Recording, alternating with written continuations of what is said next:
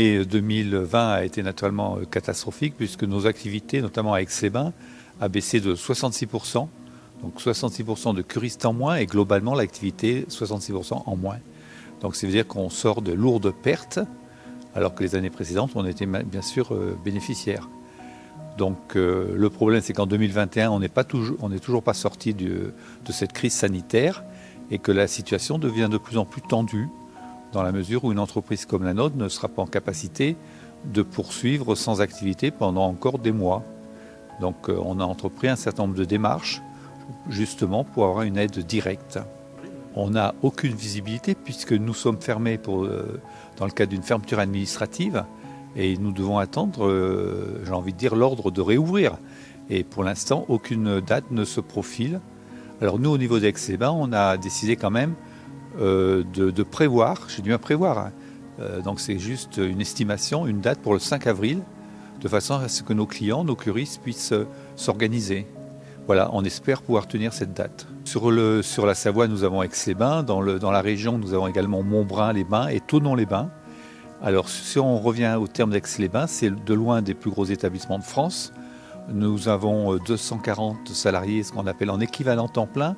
Ça veut dire qu'en pleine saison, on est quasiment 500 salariés qui pointent ici dans cet établissement. Donc aujourd'hui, tous les gens avaient été mis en chômage partiel en 2020 et cette année n'ont pas été rembauchés pour la plupart, sauf bien sûr les contrats permanents qui sont eux en chômage partiel. On espère ne pas s'en être séparés bien longtemps. Bien sûr, tous ces gens seront réembauchés dès qu'on pourra réouvrir. Mais bien sûr, c'est dur pour le groupe et c'est dur aussi pour les salariés puisqu'ils ne touchent pas la totalité de leur salaire. Donc tout ça, plus l'angoisse de rester chez eux. Donc c'est en effet pour nos salariés un moment très difficile.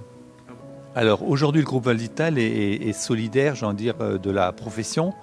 Nous demandons au niveau de la France, pour sauver donc 80 000 emplois, plus si on compte tous les emplois indirects ou induits, 100 000 personnes en France.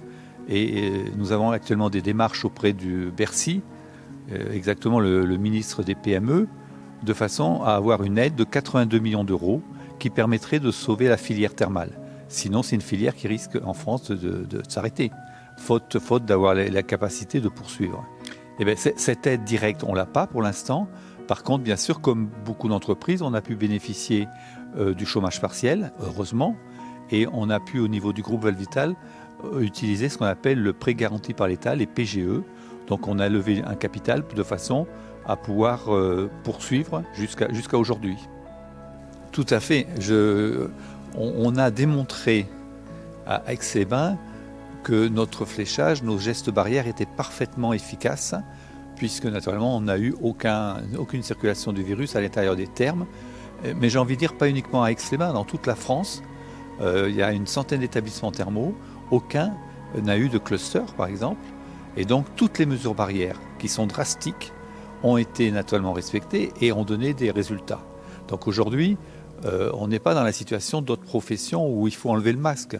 Dans les thermes, on garde son masque.